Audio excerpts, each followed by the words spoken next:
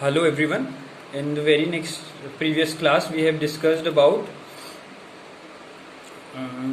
three types of forecasting forms, and today we will discuss about factors for evaluating front office operations. Then we have to keep the accurate records. Forecasting relies upon the accurate data. So the first step of forecasting strategy must be dedicate yourself to keeping accurate records. While the amount of data available to hotels can make this seem daunting, the most crucial information to keep track of the includes things like occupancy, room rates, revenue, etc. However, you should also think about the total room rent and average spends per room. If you have access to the information from previous years, includes it in your new forecasting spreadsheet. If not, start keeping it now.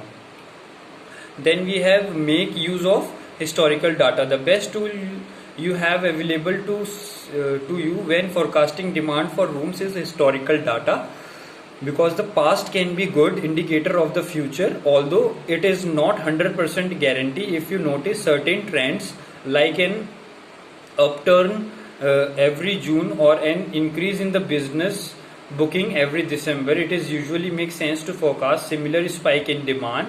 Similarly, you may notice tends to associate with the bad weather, economic recessions, etc. Then third factor is refer to data in the books. With what that said, the one set of data you have that can truly be relied upon when creating a forecasting is data that is already in the books, such as room reservations and business functions. Other data you could take into account are website traffic and planned promotions. It makes no sense to ignore the information when making your forecast, and if the reservations in the book outweigh the demand expected based on past data, you need to make adjustments. Then fourth factor is considering events and holidays. You should think about the important events and holidays and factors that into your forecast. For instance, Christmas is a natural time for an increase in business, as are the summer months. Similarly, local events can have the significant impact. You should try to anticipate spikes in demand around these times, while also anticipating a drop in demand for rooms after those events or holidays have ended. Then next factor is keep an eye on your competitors. It is very important to keep an eye on your competitor, because you have to pay attention to such as competitors. Try to keep tabs on the competition in the local area. Has a local hotel had renovations done recently?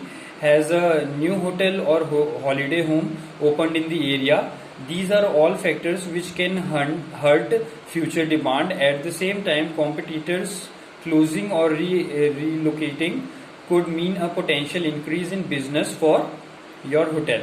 The next factor is pay attention to the market trends. If any new market trend is going on in the market, you should adopt or adhere the same market trend, so that you cannot land into a situation where your technology is obsolete or you are lacking behind with market technology. So you need to pay attention to the market trend also, and at the same time break down your forecast by segments.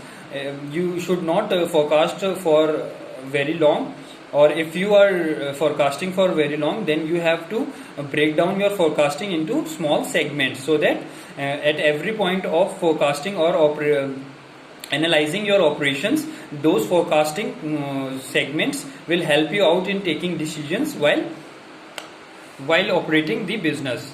Then we have working with marketing and sales, and refer to your forecasting regularly.